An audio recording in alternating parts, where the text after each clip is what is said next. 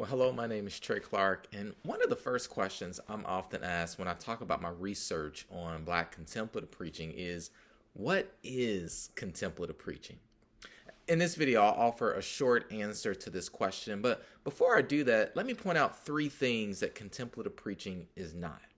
One, contemplative preaching is not a new phenomenon.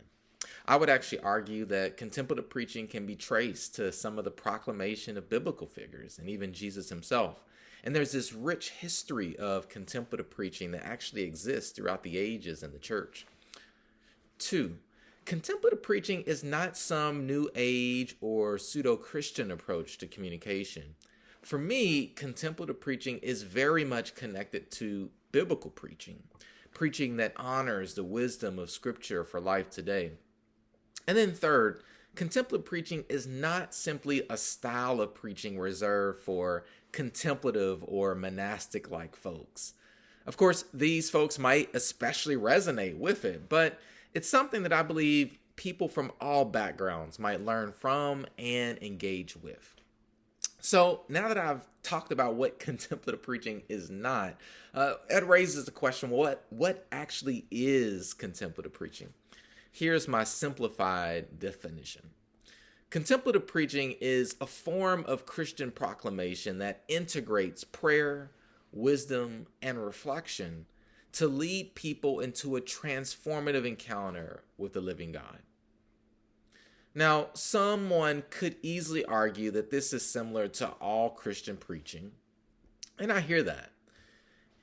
But there are some distinctives to contemplative preaching, actually many distinctives and many expressions. I want to draw attention to three distinctives that stand out again and again in my own research. First, contemplative preaching emerges from a life of prayer. Prayer is not ancillary to the life and preparation of the sermon. In fact, for the contemplative preaching, the sermon itself is a kind of prayer.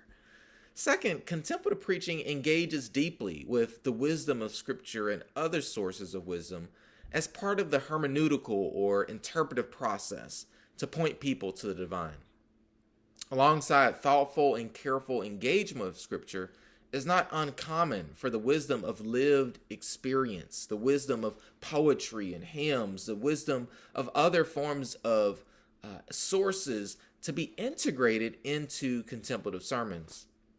And then third and finally, contemplative preaching tends to be quite reflective and meditative in at least some points of its delivery. Silence, pauses, rhetorical questions, and more are often included in contemplative sermons to create space to encounter the living God.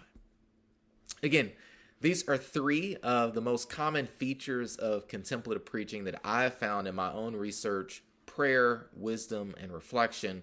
But contemplative preaching manifests, again, in a variety of ways and contexts. Perhaps the best simple definition I've come across is based on the Dominican theologian and preacher Thomas Aquinas' words: contemplative preaching is sharing the fruits of one's contemplation. If you're interested in learning more about the history, theology, and practice of contemplative preaching, especially in the Black church, check out my book, Black Contemplative Preaching. Thanks so much for watching this video. I'd really appreciate it if you could like it and then subscribe to my channel for more content. Until next time, blessings.